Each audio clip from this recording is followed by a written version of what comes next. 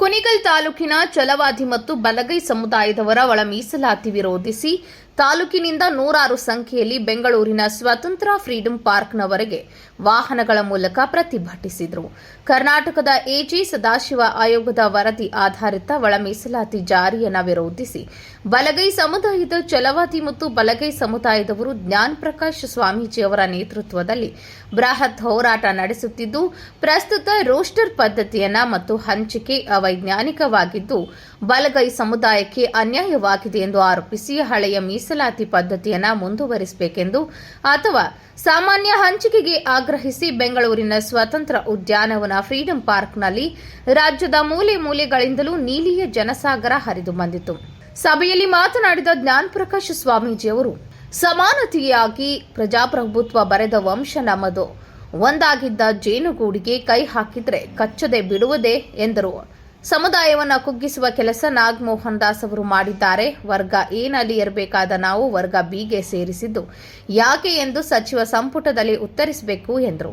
ನಮಗೆ ಅಂಬೇಡ್ಕರ್ ಮೀಸಲಾತಿ ಸಾಕು, ಒಳ ಮೀಸಲಾತಿ ಬೇಡವೇ ಬೇಡ.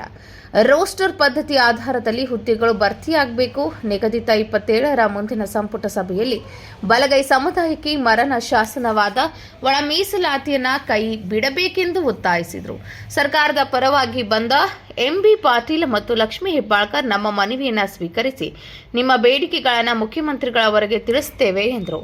ಒಪ್ಪದ ಪ್ರತಿಭಟನಾಕಾರರು ಸನ್ಮಾನ್ಯ ಮುಖ್ಯಮಂತ್ರಿಗಳು ಆಶ್ವಾಸನೆ ನೀಡುವವರೆಗೂ ನಮ್ಮ ಹೋರಾಟವನ್ನು ನಿಲ್ಲಿಸುವುದಿಲ್ಲ ಎಂದು ಆಕ್ರೋಶ ವ್ಯಕ್ತಪಡಿಸಿದರು.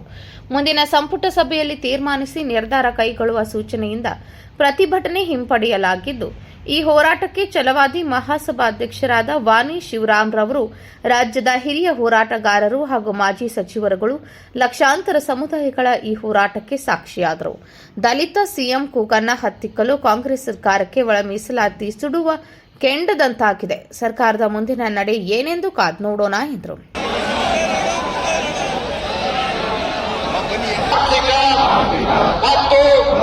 ರಾಜಕೀಯ ನ್ಯಾಯವನ್ನು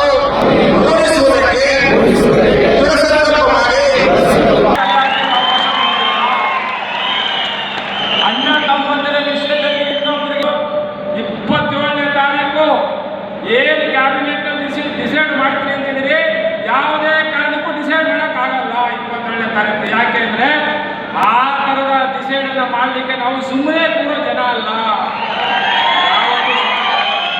Dhananjay HN Hanumapura, Empower News, Kunigal.